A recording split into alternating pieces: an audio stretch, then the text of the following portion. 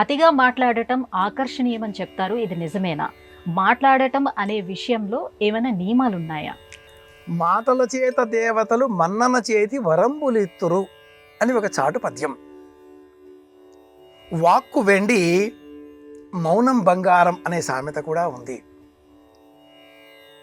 అర్థం తెలిసి మాట్లాడాలి అని వేదం చెబుతుంది. ఏతదను శాసనం ఏవముపాసితవ్యం. మాట్లాడే సమయంలో పర, పశ్యంతి, మధ్యమ వైఖరులు, పండ, చత్వ, మేధ, చార్విణి అనేటటువంటి సంకల్పంతో అష్టాధ్యాయిలో పాణిని మహానుభావుడు నాభిస్థవన్నిమాహంతి సప్రేరయతి మారుతం.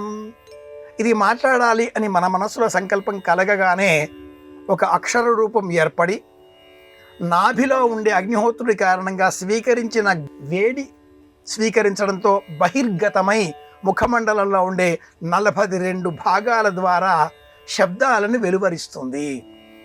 అది ఎదుటివారికి చెవికి చేరే సమయంలో 4వది అంత దూరం ప్రయాణిస్తుంది.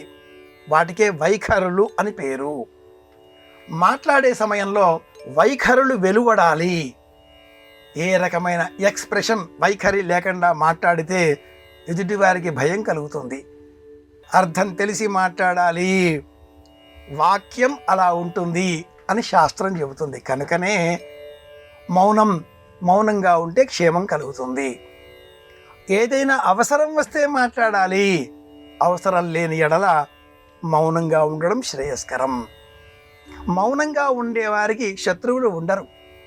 మౌనంగా ఉంటే ఆరోగ్యం మెరుగవుతుంది, అర్థ సంపత్తి కలుగుతుంది, ఆరోగ్యంతో పాటుగా ఆనందము పెరుగుతుంది.